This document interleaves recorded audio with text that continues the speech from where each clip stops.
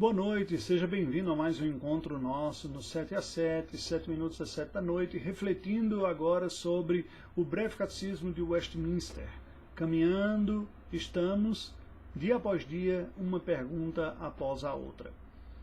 Aprofundando e seguindo com as nossas reflexões sobre o impacto causado sobre a espécie humana como um todo, a partir da transgressão original de Adão e Eva, o breve catecismo de Westminster nos faz a seguinte pergunta, número 17.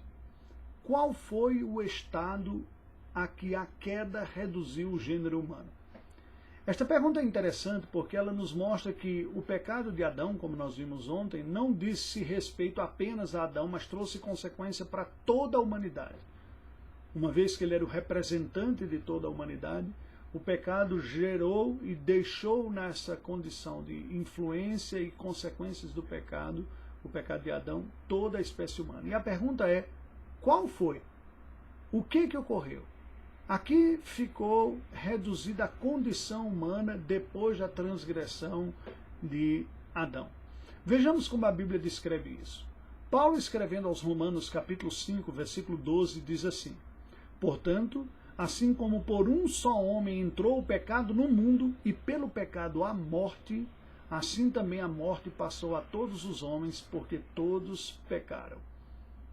Nós percebemos que agora o pecado se torna uma realidade universal, alcançando todos os seres humanos e todo o ser humano. Não há nada no ser humano que tenha ficado isento ao pecado. É importante que nós entendamos isso. Porque algumas pessoas por aí acreditam que o pecado manchou tudo no ser humano, mas deixou a sua vontade livre, isenta, neutra, de tal maneira que ele pode fazer o que quiser com absoluta capacidade de ir em qualquer direção. Bem, isto não é verdade. Todos pecaram e carecem da glória de Deus, diz a Escritura Sagrada. E tudo no ser humano foi afetado pelo pecado, inclusive a vontade. Ainda temos vontade, porque ela é inata a seres humanos criados à imagem e semelhança do Senhor. E neste sentido temos o que já expliquei anteriormente como livre-arbítrio, ou seja, a capacidade de tomada de decisões. Mas não temos mais uma capacidade de tomar uma decisão diferente da força dominante em nosso coração. Nós seguimos agora o nosso coração. Uma vez que a morte trouxe separação entre o homem e Deus, Isaías explica isso dizendo, porque os vossos pecados fazem separação entre vós e o vosso Deus, fazendo com que ele não vos ouça as orações.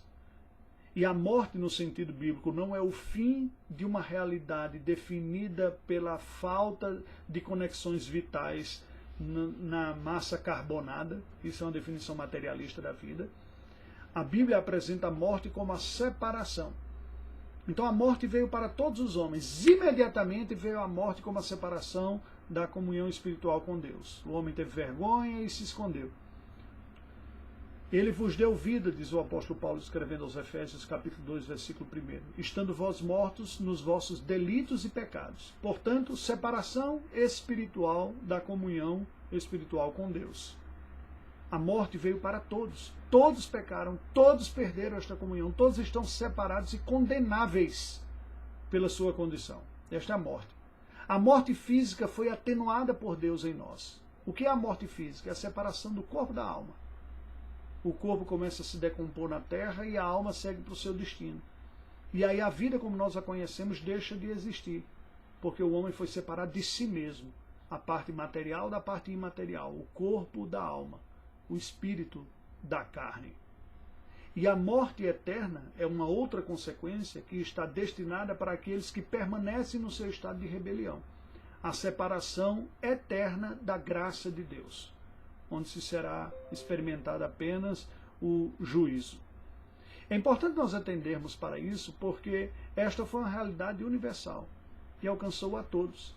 A Bíblia Sagrada nos apresenta isso, escrevendo Paulo aos Romanos, no capítulo 3, a partir do versículo 10, diz, como está escrito, não há justo, nenhum sequer, não há quem entenda, não há quem busque a Deus, todos se extraviaram, a uma se fizeram inúteis, não há quem faça o bem, não há nenhum sequer. A garganta deles é sepulcro aberto, com a língua urdem engano, veneno de víbora está nos seus lábios, a boca eles a têm cheio de maldição e de amargura, são os seus pés zelosos para derramar sangue, nos seus caminhos a destruição e miséria, desconhecer o caminho da paz, não há temor de Deus diante dos seus olhos. Ou seja, o estado do homem não é apenas, eu transgrido um ponto ou outro. Tudo no ser humano foi afetado pelo pecado. Não há nada absolutamente puro. O que nos diferencia é o nível de influência que o pecado exerce sobre nós. Mas ele alcançou a todos e todas as áreas. Não há pureza mais no ser humano. E veja, uma pureza que nós temos que olhar com a referência divina, não com a referência humana. O problema está na nossa referência. Se nós nos comparamos entre nós nos elencamos em vários tons de degradê, o mais purinho até o mais escurinho, o mais sujo, né? O mais puro até o mais transgressor. Entretanto, a palavra de Deus coloca esta realidade do pecado como afetando a todos, e todos somos transgressores. A nossa condição diante de Deus é condição medonha, é condição de alguém que está passivo de condenação, pois estamos debaixo da maldição de sermos transgressores, naturalmente falando. Gálatas 3,10 diz, todos quantos, pois, são das obras da lei estão debaixo de maldição, porque está escrito, maldito todo aquele que não permanece em todas as coisas escritas no livro da lei para praticá-las. Entretanto, a boa notícia é que nós vamos ver mais detalhadamente a partir da semana que vem, é que esse estado de miséria que é universal foi um estado que Deus não nos deixou entregues nele. Nós somos, como dá para perceber, à luz destes versículos e desta reflexão, pessoas carentes de um Salvador. E Deus nos mandou um Salvador, o seu Filho Jesus Cristo. O breve catecismo de Westminster responde à pergunta qual foi o estado a que a queda reduziu o gênero humano da seguinte forma. A queda reduziu o gênero humano a um estado de pecado e de miséria. Só Cristo é a nossa esperança, e ela é real. Oremos. Ó Deus bendito, tenha misericórdia de nós. Deste lado da glória, antes de entrarmos na Tua presença, ainda convivemos com a presença e com os efeitos do pecado em nossa vida. Pedimos a Tua compaixão, a Tua misericórdia, o Teu perdão, o Teu auxílio. Te louvamos pelo Teu Filho Jesus, Redentor amado. Em nome dele oramos. Amém. Deus nos abençoe. Até amanhã.